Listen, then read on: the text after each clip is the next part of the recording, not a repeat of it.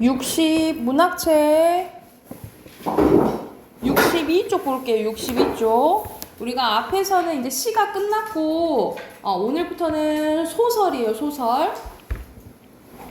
자, 소설의 기본적인 우리가 시 하면은 앞에서 기본적인 뭐 시적 화자나 뭐 운율, 심상에 대해서 했다면 여기서는 소설에서 중요한 거 서술자예요. 서술자는 소설 안에서 사건과 인물 등에 대해서 이야기하면서 소설 흐름을 이끌어가는 사람이라고 보시면 되겠죠. 그래서 작가가 창조한 허구적인 인물이라고 보시면 돼요. 우리가 앞에서 배웠던 거 다시 되돌이켜 보면 시에서 말한 사람은 시적 화자라고 했잖아요. 그렇죠? 그러면 시적 화자는 시인과 일치한다 했어요? 일치하지 않는다 했어요?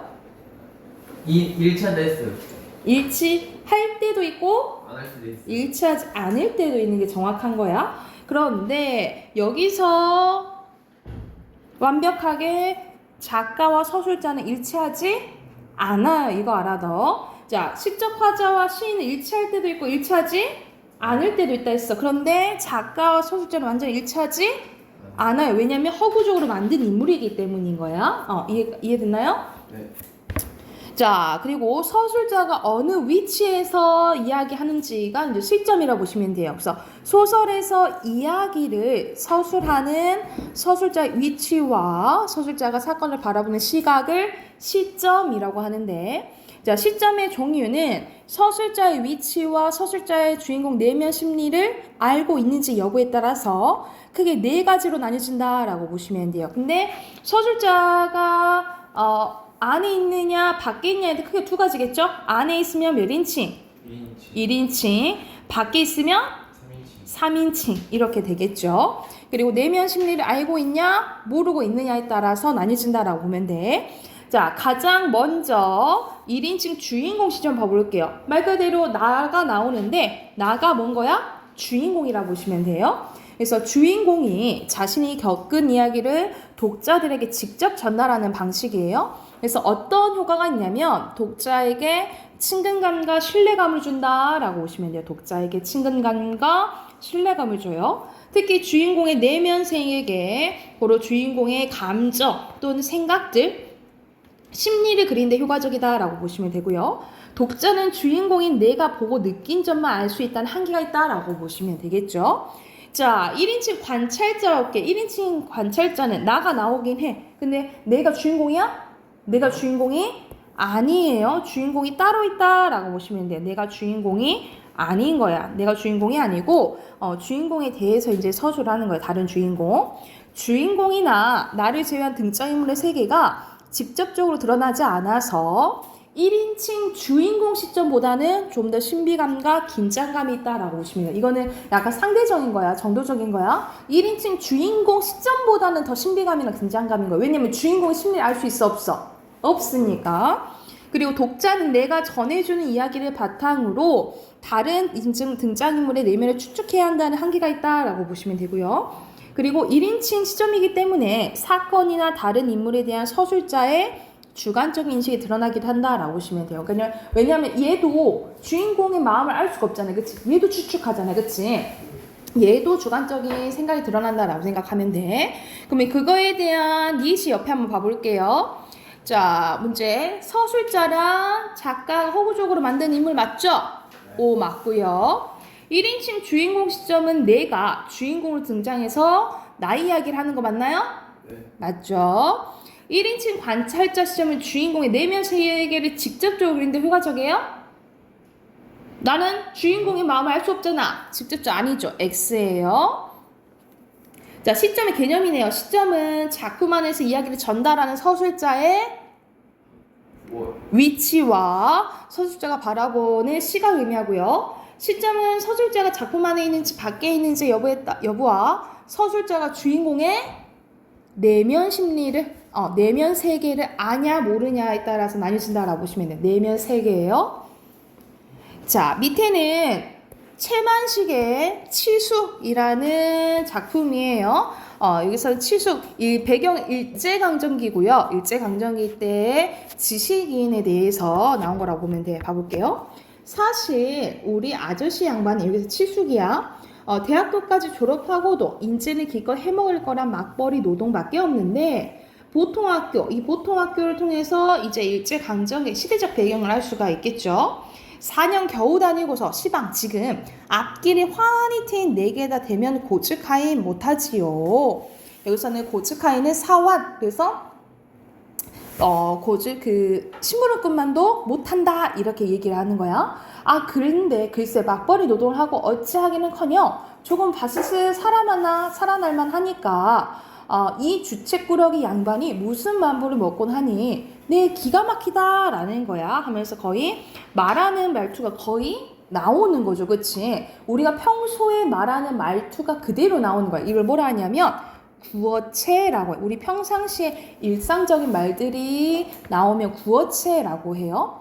아니 그놈의 겉하고 무슨 대천지 원수가 졌단 말이지. 어쨌거나 그걸 끝끝내야지 못해서 그 발간이고 그러나마 그게 밥이 생긴 노릇이 말이지 명예를 얻는 거 말이지 필경 붙잡아서 징역 사는 노름을 한다라는 거야. 그래서 여기서는 그게 밥이 생기는 노릇인지 명예를 얻은 노릇인가 말이지 필경 붙잡아서 징역 사는 노름한다라는 거죠. 그렇죠? 그래서 그렇지만 실상 알고 보니 그게 그다지 재미나거나 맛이 있다거나 그럴 것도 아니더군요. 불안당 패던데요. 하루 없이 불안당 팹니다 라고 얘기를 하는 거죠. 여기서는 뭐에 대해서 얘기하는 거냐면 이 칠숙이 그때 당시 일제강점기 때 뭐가 이제 많이 드러나면 우리가 일제강점기 때 벗어나고 바로 뭐가 일어나요? 전쟁이 일어나잖아. 왜 그래? 우리가 6.25 전쟁이 일어난 이유는 뭐야? 무슨? 민주주의. 그렇지. 밑으로는 민주주의가 들어오고 위로는 사회주의가 들어오잖아요. 그렇죠? 이러한 사회적인 사상 차이 때문에 우리가 전쟁을 하게 된 거지. 그래서 여기서는 이 불화당 패던데요. 이 불화당 패를 뭘 얘기하느냐 거냐면 사회주의를 얘기한다라고 보시면 돼요. 그러니까는 이게 밥이 생기냐, 명예가 생기냐, 붙잡혀서 징역 사는 노름을 왜 하냐 이 말인 거야. 그래서 여기서는 왜 밥도 안 되고 명예도 얻는 것은 아닌 사회주의를 하냐라고 얘는 비판적으로 보는 거예요. 그래서 여기서는 나의 어떤 가치관이 반영돼 있냐면 물질주의적 가치관이 반영돼 있다라고 보시면 돼요. 돈으로만 생각을 하는 거지. 왜 돈도 안 되는 걸 뭐하러 해? 라고 생각을 한 거야. 그러니 어려운 언문하고 까다로운 한문하고 섞어서 쓴 글을 뜻을 몰라 못 보죠. 스스로 나는 글을 모른다 라고 얘기하는 거예요. 스스로. 언문으로만 쓴 것은 소설 나부랭이인데 읽기가 힘이 들 뿐만 아니라 또 제선 사람이 쓰는 소설이랑 재미가 있어야죠. 자, 얘는 어떤 가치관을 갖고 있는 거야? 아예 일본이 옳다라고 생각하는 사람이에요. 그래서 한글로 된 거 재미도 없고 뭐하러 이렇게 생각하는 거야. 그래서 나는 죄선인문이나 죄선열정은 담쌓고 산지 오래된다 라는 거야. 그러니까는 얘 스스로 나는 어떤 사람이다, 친일적인 사람이다 라고 얘기한 부분이라고 생각하면 돼. 그래서 여기서 봤을 때는 나가 나오죠. 나긴 나왔는데 누구에 대해서 나와요? 얘기를 해요? 아저씨에 대해서 얘기를 하잖아. 그래서 이거는 내가 아저씨를 비판하고 아저씨에 대해서 관찰한 시점이라고 보시면 돼요. 그래서 1인칭 관찰자 시점이야. 근데 우리가 봤을 때는 아저씨가 비판받아 마땅해, 내가 비판받아 마땅해. 아저씨는 사회주의 하지 마. 내가 친일적인 면모를 보이고 있잖아. 오히려 나를 비판하게끔 보게 해주는 소설이라고 생각하시면 돼요. 자, 여기까지 1인칭이고 이제 3인칭 이어서 봐볼게요. 자, 여기서는 작가 관찰자 시점, 같은 말로 3인칭 관찰자 시점이라고 보시면 돼요. 3인칭 관찰자 시점인데, 자, 소설 밖에 서술자가 위치해요. 소설 밖에 존재하는 서술자가 소설의 사건이나 인물의 행동을 관찰자 입장에서 서술합니다. 그래서 가장 시점 중에 객관적이라고 보시면 돼요. 왜냐하면 보이는 그대로만 서술하기 때문에 가장 객관적이다라고 보면 돼. 그래서 독자는 사건 전개나 등장인물의 내면상에 대해서 적극적으로 뭐하면서 읽게 돼요? 상상하면서 읽게 된다라고 보시면 돼요. 상상. 그래서 가장 많이 시점 중에서 가장 많이 독자의 상상력을 유발하는 시점이라고 보시면 돼요. 가장 많이 독자의 상상력을 유발시키는 시점이 3인칭 관찰자 시점이라고 보면 돼요. 왜냐하면 등장인물의 심리가 다 안 나와. 그러니까는 얘는 어떨까? 얘는 화났을까? 얘 속상했을까? 다 상상해야 된다 이 말이야. 그리고 독자는 서술자가 전해준 이야기를 바탕으로 등장인물의 내면세를 추측해야 한다는 한계가 있다라고, 이건 같은 맥락이겠죠. 자, 그 다음 전지적 작가 시점 봐볼게. 전지라는 것은 모든 것을 알고 있다 이 말이야. 누가? 서술자가. 그래서 소설 밖에, 이것도 3인칭이니까 소설 밖이죠. 소설 밖에 존재하는 서술자가 소설 속의 모든 사건과 등장인물의 심리나 행동을 모두 알고 서술해줘요. 그러면 독자가 상상할 필요가 있을까 없을까? 없겠죠. 그렇죠. 없겠죠. 그래서 서술자가 모든 것을 알고 이야기를 전달하기 때문에 독자는 상상력을 발휘하지 않고 소설을 읽게 되는 한계가 있다라고 보시면 돼요. 그러니까 같은 말로 독자의 상상력을 제한시켜준다라고 보면 되겠지. 특히 고전 소설에서는 서술자를 통해 작가가 작품에서 전달하고자 하는 주제까지 직접적으로 드러내는 경우가 있어요. 그래서 이 서술자가, 고전 소설에서는 서술자가 개입하는 경우가 있거든요. 이렇게 개입하는 경우 들어봤을 거야. 편집자죠? 그렇지. 논평이 드러나는 경우도 있는 거죠. 그래서 전지적 작가 시점은 인물이 다 심리가 드러나기 때문에 상상할 필요가 없다. 이렇게 차이점 기억해 두시면 되겠죠. 여기까지 됐나요? 이거는 시점은 여러분이 흔히 알고 있는 이론이잖아. 그치? 그런데 여기서 이제 등장하는 게 나와. 이거 부분이 중요해. 이 부분 잠깐 봐보자. 자, 거리가 있는데 우리가 서술자, 독자, 그리고 등장인물 사이에 심리적인 거리가 있다라고 봐요. 그런데 이 심리적인 거리는 뭐에 따라 달라지냐면 시점에 따라 달라져요. 뭐에 따라 달라진다고? 시점에 따라 달라져요. 자, 한번 봐볼게. 먼저 서술자와 인물의 거리 한번 봐볼게요. 서술자 인물의 거리는 봐봐. 서술자가 등장인물의 성격이나 내면 세계를 알 수 있으면 등장인물과의 거리가 가깝다라고 봐요.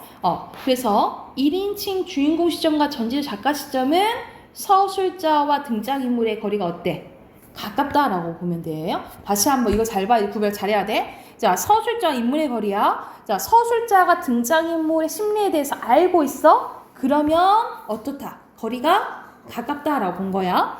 자, 두 번째. 자, 서술자와 독자의 거리예요. 독자의 거리. 서술자와 독자의 거리. 자, 독자 입장에서는 관찰자로서 사건을 객관적으로 서술하는 서술자보다는 자, 소설 속 사건이나 주인공 심리를 더 잘 알고 있는 서술자를 가깝다고 느낍니다. 이것도 같은 맥락이야. 왜냐면 서술자가 등장인물의 심리를 잘 알면 독자에게 자세히 얘기를 해주잖아. 그치? 이럴 때도 서술자와 독자의 관계는 어떻다 보는 거예요? 가깝다고 보는 거야. 가깝다고 보는 거야. 그러니까 고로 1인칭 주인공 시점이랑 전지적 작가 시점은 서술자와 인물의 거리가 가깝고 서술자와 독자의 거리는 가까워요. 그런데 독자와 인물 간의 거리는 어떠냐면 자, 서술자가 독자한테 뭐라고 해? 인물에 대해서 다 알려주죠. 그치? 그러면 독자 입장에선 인물은 어떤 생각일까? 생각할 필요가 있어 없어? 없죠. 그러면 멀다라고 봐요. 이해됐나요? 그러면 멀다라고 보는 거야. 그러니까 내가 생각할 필요가 없으면 독자는 인물에 대해서 멀게 느껴지는 거예요. 그래서 밑에 다 봐보자. 독자와 인물의 거리예요.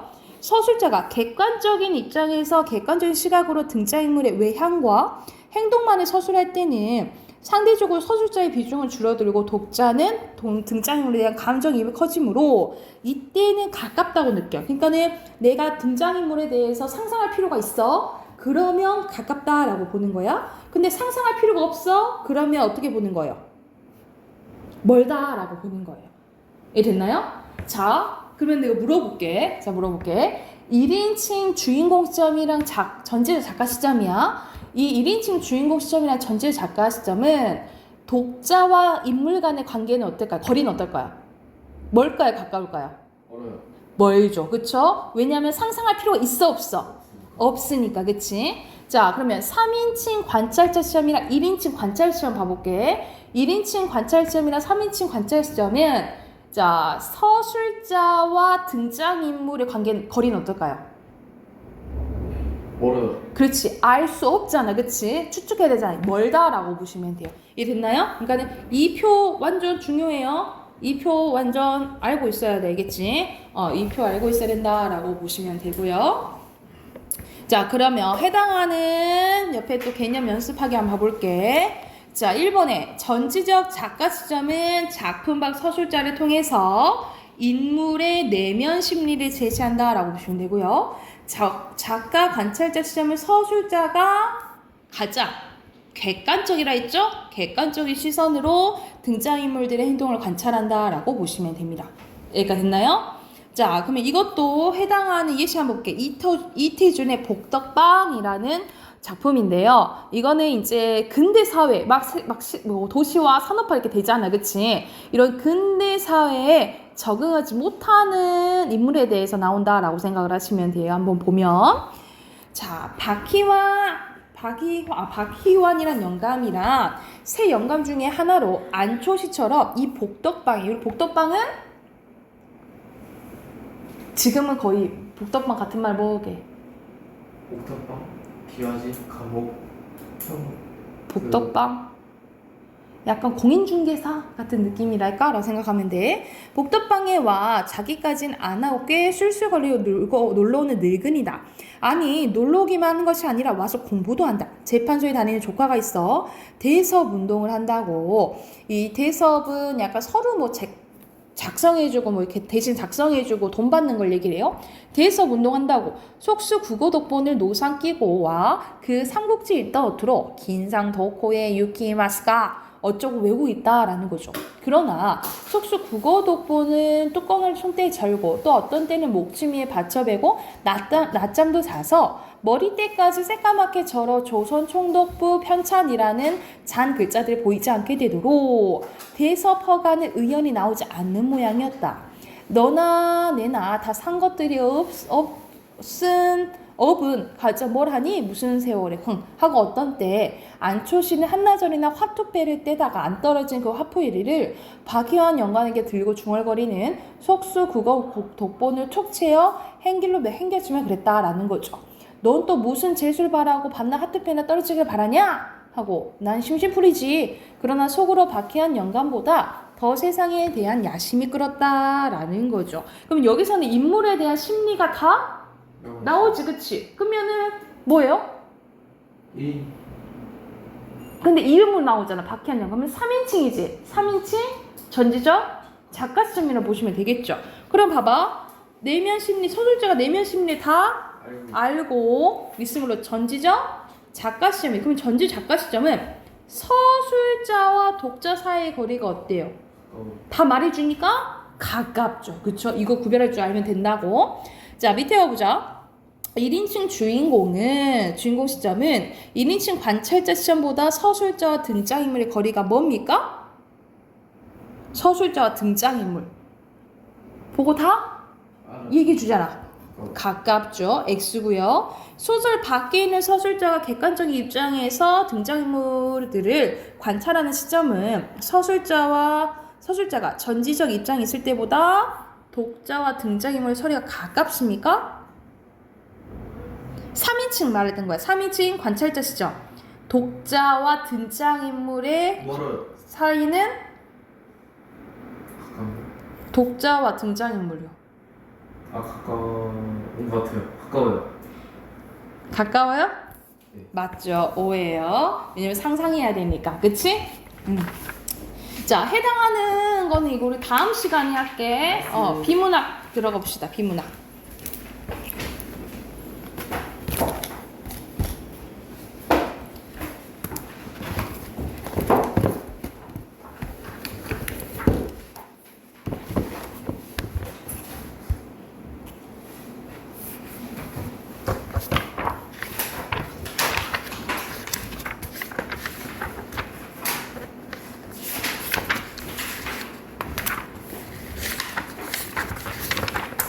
여기서는 구체적인 상황에 적용하는 게 이제 나오는데,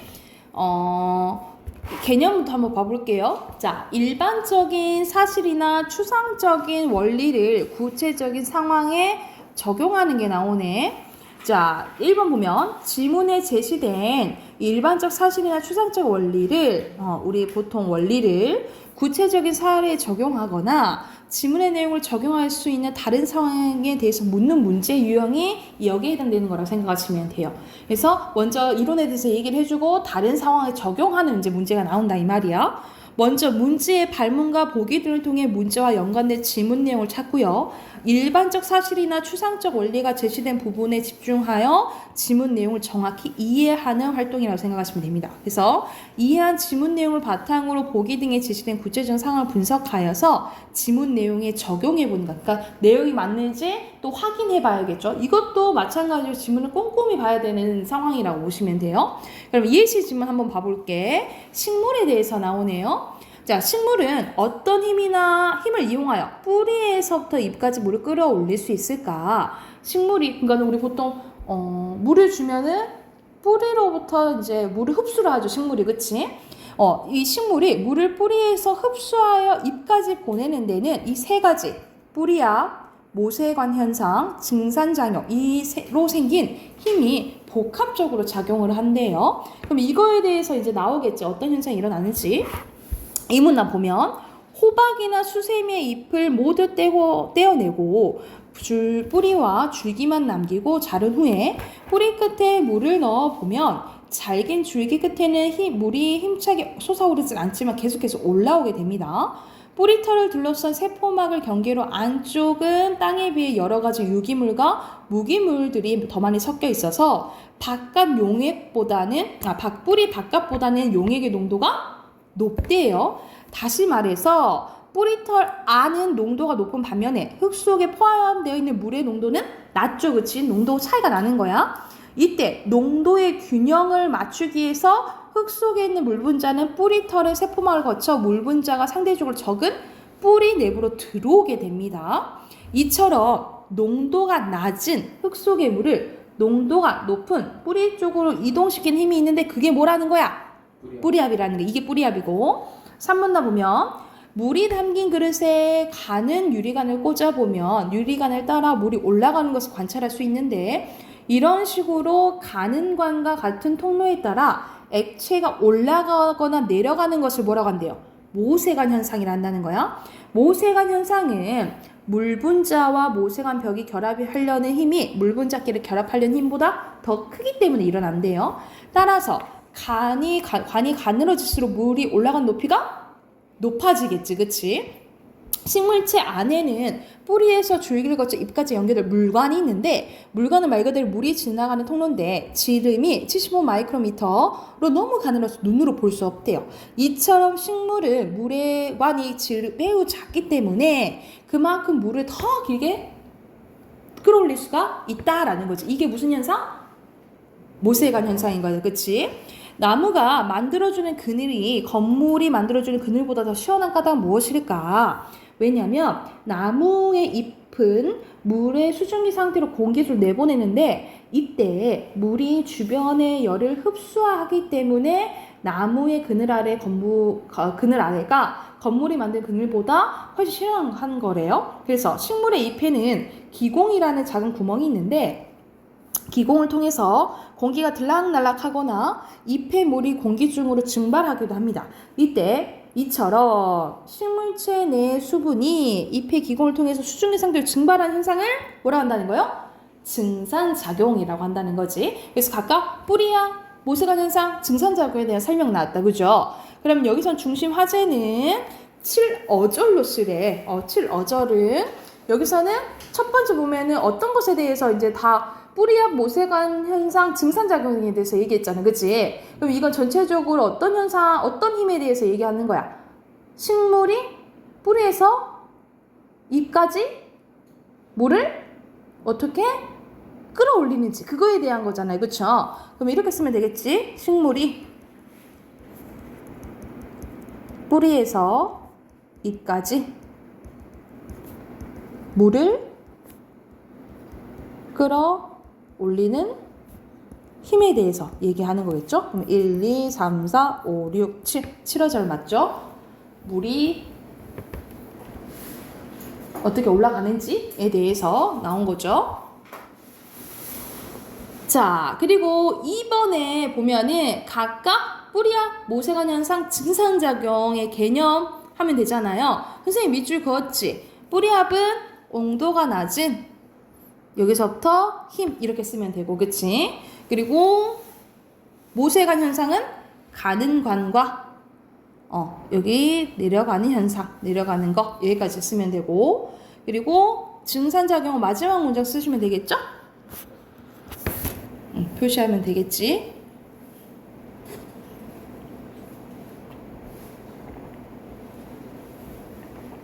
됐나요?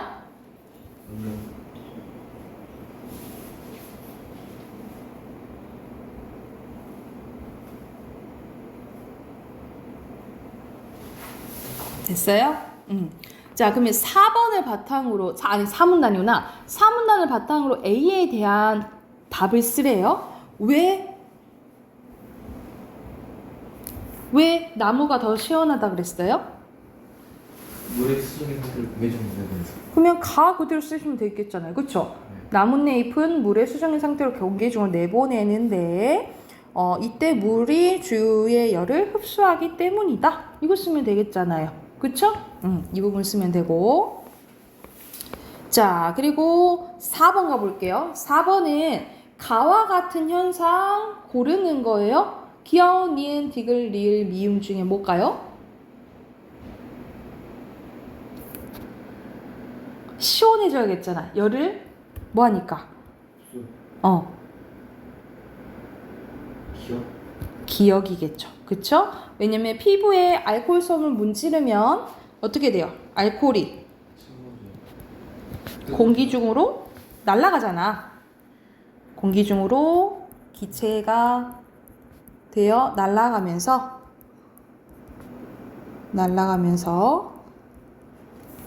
피부에 열을 뭐 하기 때문이에요? 흡수하는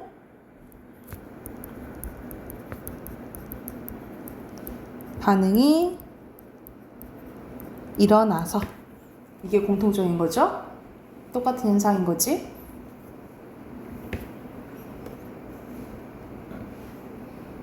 이해됐나요?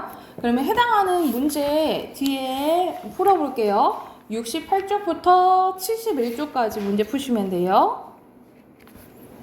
지금 바로 풀어보게.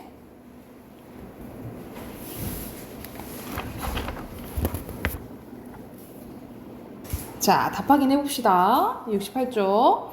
자, 여기서는 각각 개념은 찾으면 되죠. 전염 확산의 개념은 이 부분이지. 혁신 발생원과 잠재운 수용성 간의 거리가 가까울수록 확산이 빠르게 이루어진다는 인접효과에 의해서 나타나는 거, 이거 쓰면 되고, 나타나는 확산 이렇게 쓰면 되고, 그리고 니은은 계층 확산이잖아요. 계층 확산은 여기 쓰면 되겠죠. 도시 규모가 클수록 혁신 확산이 잘 이루어진다는 계층 효과에 의해서 나타나는 거, 여기 있으면 되겠죠. 그죠? 그리고 2번에 답 확인해보자. 2번에 가해 사례가 적절하면 O 아니면 X래요. 여기서는 2번에 최신 미용 기법이 된 것은 전파된 거 맞습니까? 맞죠. 그리고 2번에 새로 출시된 금융상품의 가입자가 자, 직장 동료에 의해서 크게 증가했대. 이거는 아니. 동료들의 추천에 의한 거잖아. 그러면 의사소통에 관련되니까 개인의. 이것도 맞죠. 그리고 이거는 광고, 텔레비전 광고래. 이건 개인적 의사통이 아니죠. X가 되겠죠. OOX고요. 그리고 제시된 사례로 평가 중 적절한 거 한번 고르는 거야. 한 미술관에서 매년 같은 내용의 기획 전시를 하는 것은 혁신이에요? 이건 전파가 아니잖아. 그치? 전파 아니죠. 그리고 니은의 맞죠? 디귿도 맞아요. 그래서 니은 디귿에 해당된다라고 보면 되고요.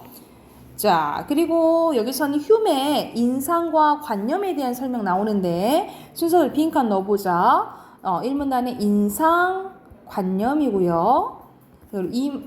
그리고 여기서 과학적 지식이 될 수 없다라고 했고 2문단은 인과관계, 그리고 기대, 필연적이에요.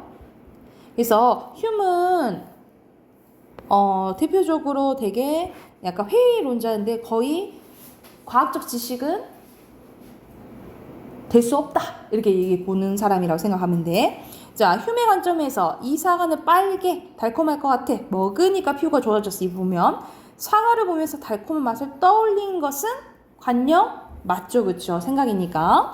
그리고 보면서 빨갛다고 느끼는 것은 복합이에요. 그냥 단순이죠, 그쵸? X고 피부가 고와지는 거와 사과에 먹는 것은 인과적으로 볼 수 없다고 봤죠, 그치? 이거는 아예 거의 이 휴메의 입장에서 보면은 우리가 옳다고 생각하는 것들은 다 증명할 수 없다라고 이거 보는 거예요. 그리고 4번에서는 맞죠? 맞죠? 뒤에 넘겨서 우리 앞에서 봤던 지문 이어서 나오는 거잖아요. 안 본 부분이 여기 5문단이거든요. 5문단 보고 문제 볼게. 기공의 크기는 식물의 종류에 따라서 다른데 보통 폭이 8 마이크로미터, 길이가 16 마이크로미터 정도밖에 되지 않는데요.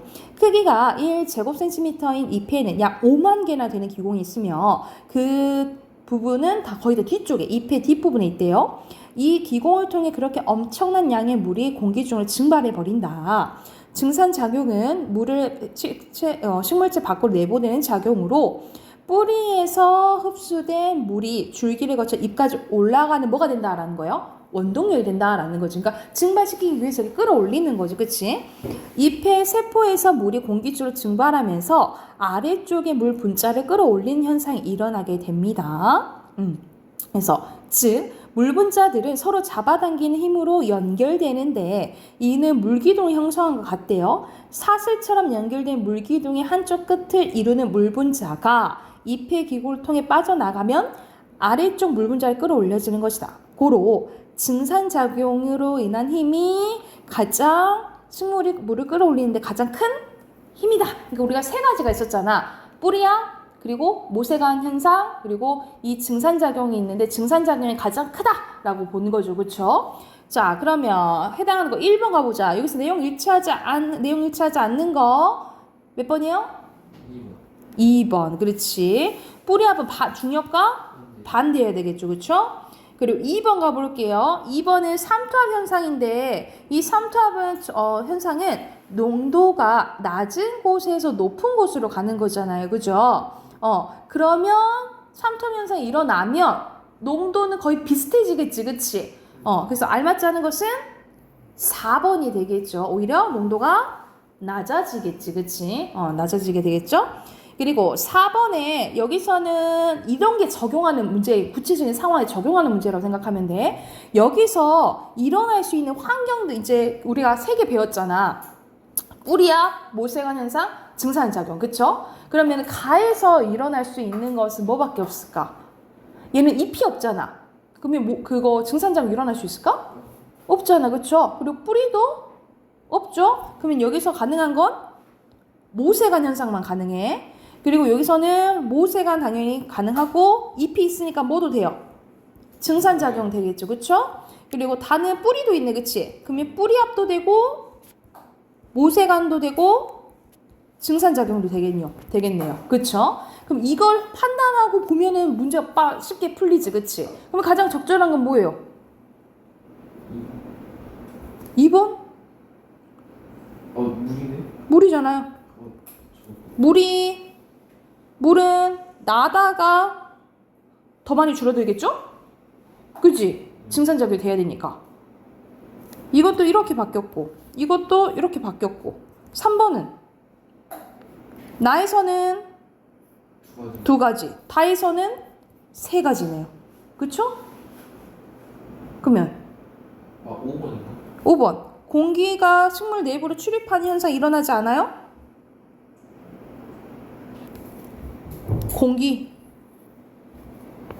다는 출입하잖아. 다 X네. 답 4번이죠. 물기둥이 형성되는 것은 일어나겠죠?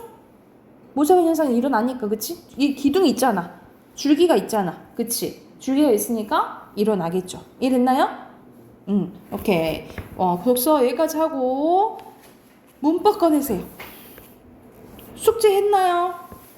답 확인. 학교에 했어? 아, 그럼 프린트 해줘야겠다. 그치?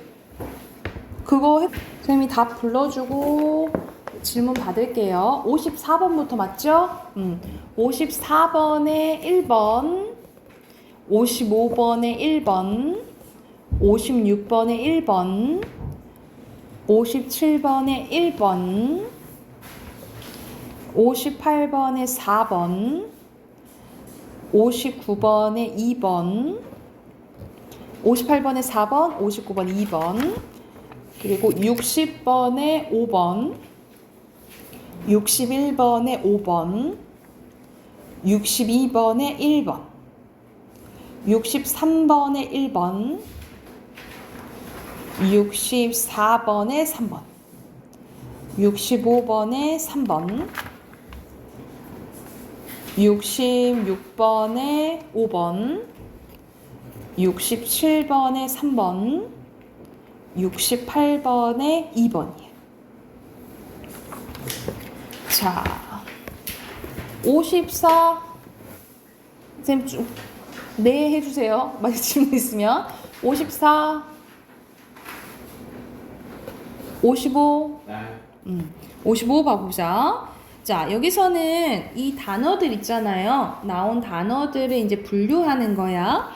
분류했을 때 바로 이렇게 볼 수 있어요.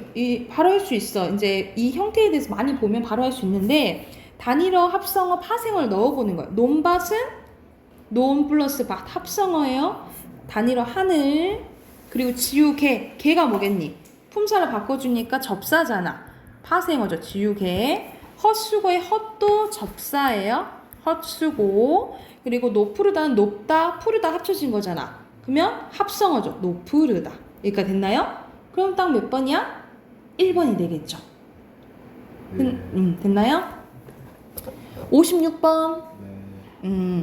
자, 56번에 보면은 특정한 뜻을 더하는 접사가 어근 앞에 붙는데요. 앞에 붙는다라는 것은 접두사 역할을 한다라는 거지. 그치? 새말을 만들기도 하는데, 자, 적절한 거 고르는 거예요. 자, 1번의 홑은 한 겹으로 된 얇은 거. 그래서 혼잎을 만든대요. 그래서 여기서는 1번이 답이에요. 2번은 왜 틀리냐면 2번에 첫사랑에서 첫은 그거 아니에요. 접사 아니에요. 라고 하지만 여기서 첫은 관형사여서 어근으로 봐요. 그래서 이건 합성어예요. 합성어. 그리고 새색시에서 새도 여기서는 관형사여서 합성어.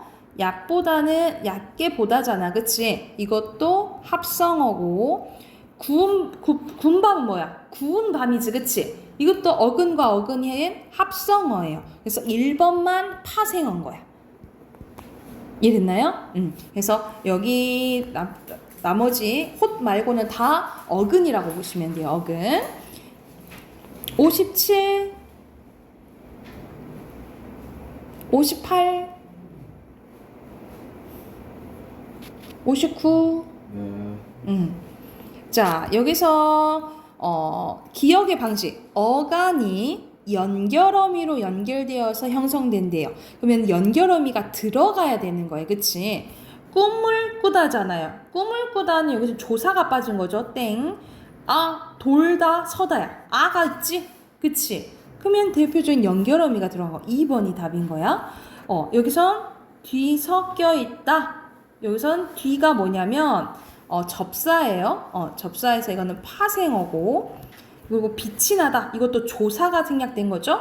그리고 오르고 내리다잖아. 고가 이거는 빠졌지, 그치? 그래서 연결어미가 들어있는 것은 2번밖에 없다라고 보면 돼요.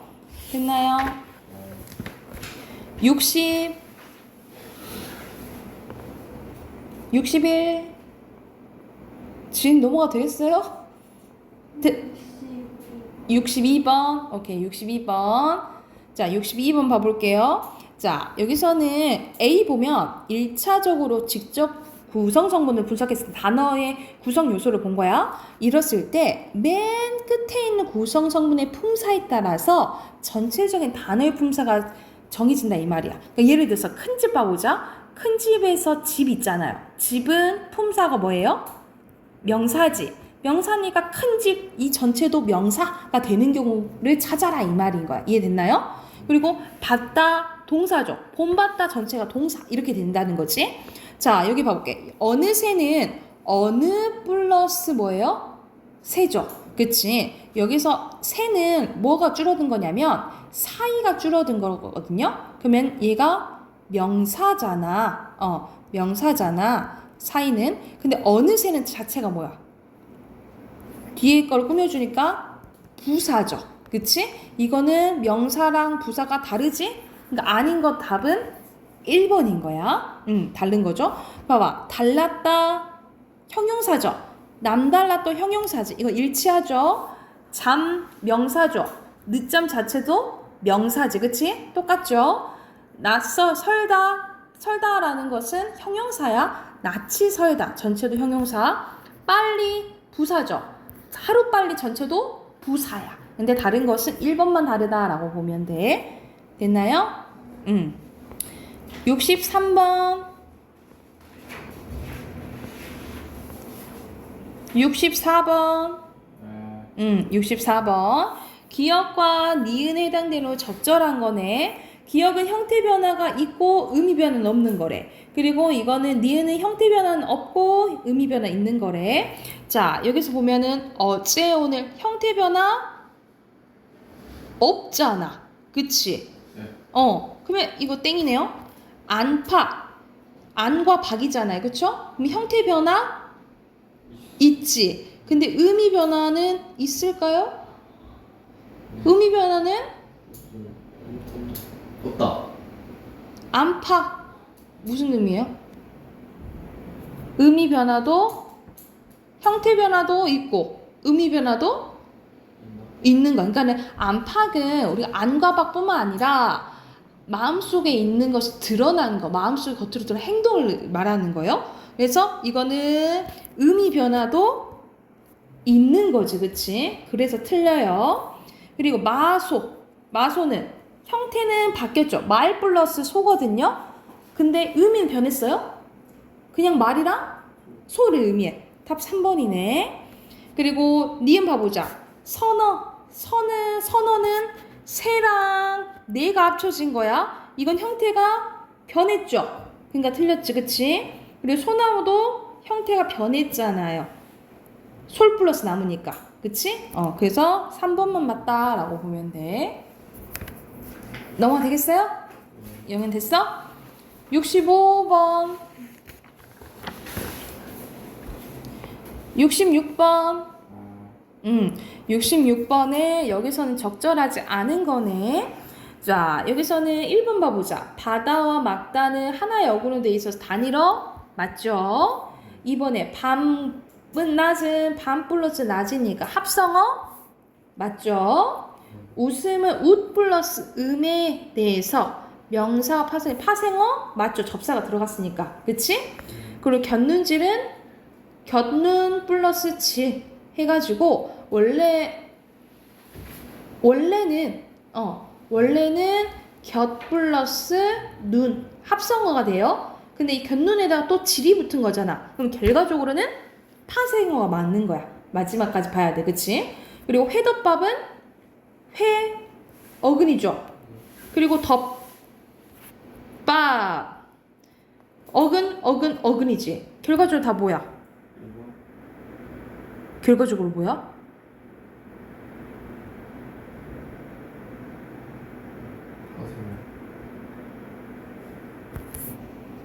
덮밥은 뭐야? 다 어근이니까 합성어예요. 파생어가 아니라 합성어 플러스 합성어예요. 답 5번이에요. 됐나요? 67. 네. 67 봐볼게요. 기역과 니은에 모두 해당하는 거 고르래. 자, 어근과 어근이 결합하는데 다시 접사가 붙는 경우도 있대요. 어근이랑 어근이 결합해서 접사가 붙어야 돼. 그리고 이때 접사가 결합해서 품사가 변해야 된대요. 품사가 변해야 돼. 자, 봐보자. 1번 보면은 군에다가 것에다가 질이네. 그치? 여기서 선생님이 군과 접사는 동그라미 칠게. 접사. 군이랑 질이에요. 근데 이거는 그럼 어근과 어근이 결합했어? 어근에다 접사가 두 개 붙은 거지. 완전 틀렸네. 그리고 바늘지는 바늘 플러스 질이잖아. 그러면은 질이 접사예요. 근데 이것도 어근 플러스 어근이야? 어근 하나잖아. 그쵸? 이것도 땡이네. 자, 여기서는 이 접사예요. 근데 겹겹 어근과 어근이 붙은 데다가 뭐가 붙었어? 접사가 붙었네. 그치? 그럼 기역은 해당되죠. 그죠? 그리고 겹은 뭐야? 겹. 명사죠. 근데 겹겹이는 뭐가 됐어? 겹겹이는 뭐야? 품사가. 겹겹이 끼워. 뭐 이렇게 되겠잖아. 그치? 그럼 뭐였어? 품사가 뭐야?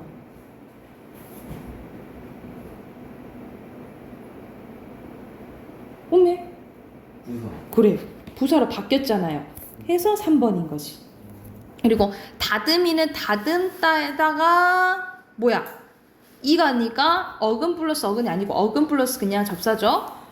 헛 플러스 웃. 이거는 또 어근에다가 접사가 두 개 붙었다라고 보시면 돼요. 그래서 이거는 기억만 봐도 3번이 답이네. 그치? 기억만 봐도 3번이 답이다라고 생각하시면 돼요. 68번.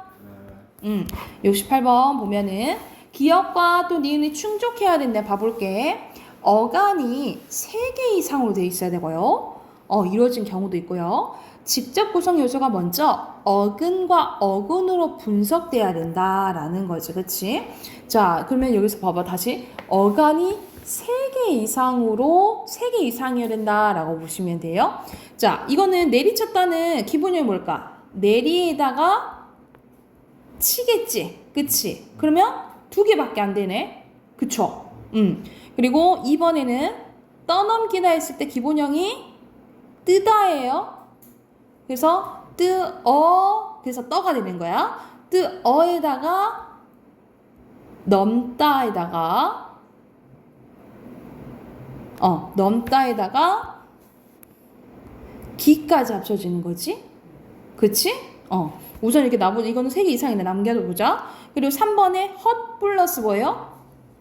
헛돌다죠. 그치? 헛 플러스 돌. 그리고 4번은 오 플러스 가다죠. 그쵸? 그리고 5번은 집에다가 밥에다가 희겠죠. 그치? 그러면은 그나마 3개 이상은 2번과 몇 번이요? 5번이지. 그치? 그런데 어근과 어근이 있어야 된대. 어근과 어근이 있는 것은 여기랑 여기겠죠. 그치? 여기서 어근은 뭐밖에 없어? 밥밖에 없네. 그치? 그러면 가장 적절한 것은 2번이 되겠죠. 됐을까요? 자, 다음 시간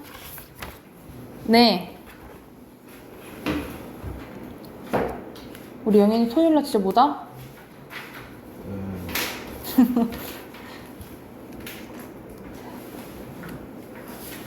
뭐예요? 다음 시간 이어서 합시다.